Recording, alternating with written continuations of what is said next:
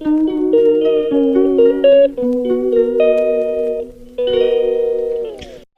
রাধে বন্ধুরা, গোবিন্দের কৃপায় সকলে কুশলেই আছেন। আর আপনাদের তো কালকে আমি বললাম যে আমার দেশের বাড়িতে লোক মারা গেছে, তো সেজন্য এখন আমাদের 3 দিন আর ভাত খেতে পাবো না।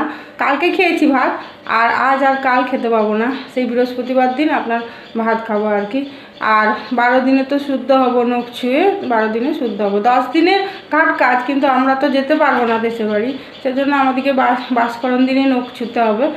তো এদিকে রিমির আজকে স্কুলে আপনার চেস খেলা আছে, তোর বাবার সাথেই গেল আর কি।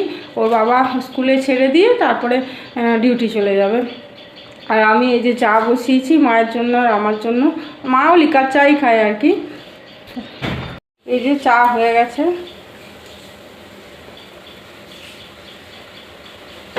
মা এখনও মুখ ধোয়নি, আমি চাটা নিয়ে নিই, তারপরে মা মুখ ধোয়া হয়ে গেলে মা নিবে।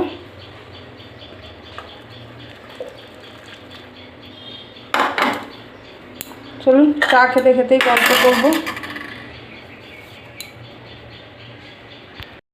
এই যে আপনার চা নিয়ে বসে পড়লাম, ভালো করে আদা দিয়ে জলটা ফুটিয়ে চা বানালাম। গলাটা এত ব্যথা, ঘুম থেকে ওঠার পরে মানে আমি ঢোক গিলতে পারছি না, এত ব্যথা করছে। রিমুসোনাকে বলছি, রিমুসোনা বলে মা তুমি শুয়ে থাকো, উঠো না, কিন্তু ও যাবে। উঠে গেলাম তাড়াতাড়ি। আর ওর বাবার আপনার ডিউটি ছুটি নেই, রিমুর স্কুল ছুটি, কিন্তু ওর বাবার ডিউটি ছুটি নেই। ওর বাবা ডিউটি গেল। আর রিমুসোনার আজকে আপনার আছে, স্কুলে চেস খেলা আছে, সেই চেস খেলাতে গেল আর কি। আর এখন তো লোক মারা গেছে বলে চুল টুলও আছড়াতে নেই। যদি খুব প্রয়োজন হয় আপনার বাইরে বেরালেন, তখন হয়তো চুল আছড়াতে হবে, সিঁদুর তো পরতে নেই। তো তার জন্য আমি কালকেই বেশি করে মাথায় তেল দিয়ে আপনার সিঁদুর পরে নিয়েছিলাম। হ্যাঁ, দেখি আবার কী জলখাবার খাওয়া যায়। মায়েরও তো অষ্টমী, আপনার মা কি খাবে কি জানি। এদিকে গোপাল সোনাকে তো মাই পুজো দিচ্ছে, দেখালাম তো কালকে আপনাদেরকে।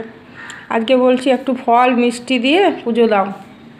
ফল এনেছে কালকে, ওগুলো মা ঠাকুর ঘরে রেখে দিয়েছে। ওই বললাম ফল কেটে দাও, আর মিষ্টি আমি পাশের বাড়ির ছেলেটাকে বলেছি আনতে। আর পরশু দিন আপনার রাত্রিবেলাতে তালের বড়া, তালের লুচি করেছিলাম, অনেকগুলি করেছিলাম।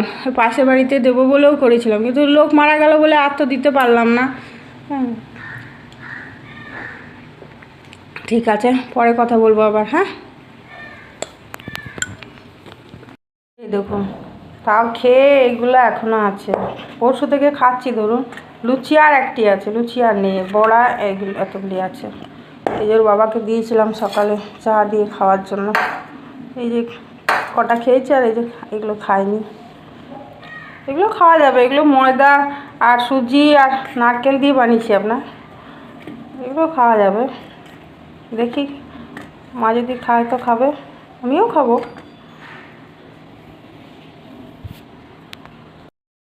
মা গোপুসোনাকে আতর মাখাচ্ছে আপনার, মা স্নান করালো, এই যে আতর মাখাচ্ছে। আমি তো ঢুকতে পাবো না, বাইরে থেকেই ভিডিও করছি। এই যে স্নান হয়ে গেছে গপু, দিয়ে যে আতর মাখাচ্ছে হয়ে গেছে। এবার রেখে দাও, এবার হাতে করে ডলে দাও।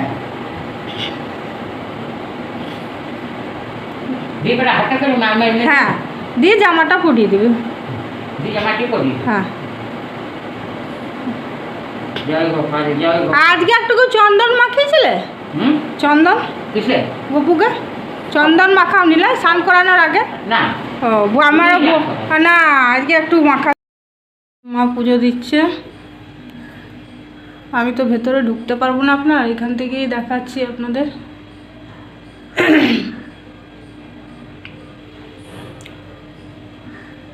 কত ভালো করে বড় করে করবো ভেবেছিলাম গোপালের জন্মদিন, সেটা তো আর করতে পারলাম না। যাক, মা ছিল বলে পুজোটা পেলো আর কি, না থাকলে তো মনে হয় অন্য মানে যে দিয়েছিল আমাকে আর কি, আমার নিচে ভাড়া থাকতো, সে আমাকে গোপালটা দিয়েছিল। তো তাকে আমরা যখনই আমাদের এরকম অসুখ হয়ে যায়, ওকে বলি, ও গোপালকে এসে নিয়ে যায়। এবার আর ওকে বললাম না, এবার মা আছে বলে মা এই পুজোটা দিয়ে দিচ্ছে।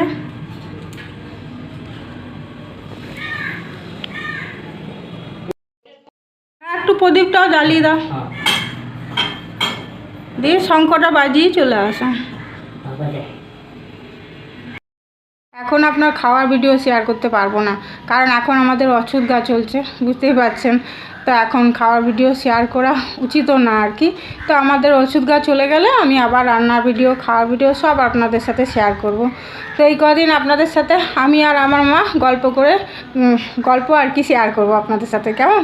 হ্যাঁ, তো যাই হোক, মায়ের এই যে পুজো হয়নি এখনও, মা সকাল থেকে কিচ্ছু খায়নি, সেই চা বিস্কুট খেয়েছে আপনার, দিয়ে এই যে বলছে আগে পুজোটা দিয়ে নিই তারপরে খাবো। তো ওই গোপুসোনার প্রসাদগুলোই খাবে আর কি। আর একটু যে সাবু ভিজালাম মায়ের জন্য, কলা নিয়ে আসবে, কলা দুধ দিয়ে সাবু খাবে। আর মিষ্টি তো আছেই ফ্রিজে, তাও আজকে নিয়ে আসবে ওর বাবা বলেছি। ঠিক আছে, পরে আবার কথা বলবো। মায়ের পুজো দেওয়া হয়ে গেল। এই দেখুন সন্দেশ, আর এই যে ফলগুলো, 5টা ফল আনা করেছিলাম আপনার, কেটে দিল সুন্দর করে। মা পুজো দিয়ে দিয়েছে, ঠাকুরের গান করতে করতে পুজো দিচ্ছে জানেন। আর ওই যে আমি তো ভেতরে ঢুকতে পারবো না, একটু সরাও তোমার, একটু দেখিয়ে দিই। এই যে গোপোষণা বসে আছে, ওই দেখুন, হ্যাঁ, গোপোষণাকেও সুন্দর করে পুজো দিয়ে দিয়েছে। ঠিক আছে, রাখছি, হ্যাঁ, পরে কথা বলবো।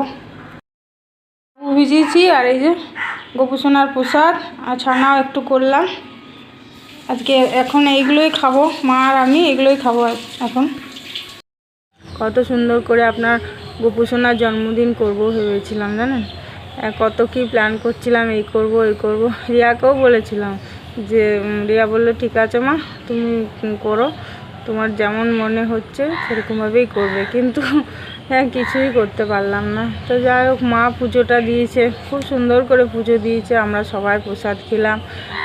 তা যা মা ছিল বলে তাই, না থাকলে হয়তো যে যার কথা আমি বলছিলাম যে দিয়েছে গোপালটা আমাকে আর কি, তাকে আবার ডেকে দিতে হতো আর কি। মানে যতদিন না আমাদের ওষুধ যাচ্ছে ততদিন ওর কাছেই থাকতো। আগেরবারও তাই করেছিলাম। আগেরবার যখন লোক মারা গিয়েছিলো, ওকে ডেকেছিলাম, ডেকে গোপালকে নিয়ে গেছিলো, দিয়ে ওর কাছেই ছিল আমাদের সব। আমরা মানে অছুত মিটে যাওয়ার পর আমি আবার নিয়ে এসেছিলাম গোপালকে। তো যাই হোক, পরের বছর যেন ভালো করে আমি গোপুসোনার জন্মদিনটা পালন করতে পারি, আপনারাও সেটা বলুন আর কি। হ্যাঁ, এই বছর কিছুই করতে পারলাম না, ওই জন্য আমি সব সময় জানেন তো আমার মানে গোপুসোনাকে সব সময় ডাকি যে আমাকে সুস্থ রাখবে, ভালো রাখবে। কারণ আমি যদি অসুস্থ হয়ে যাই, ধরুন রিমুসোনার এত পড়ার চাপ, ও কখন পুজো দিবে, সময় কোথায়। আর মায়ের বয়স হয়ে গেছে না, মাকে ভয় লাগে আসলে জানেন।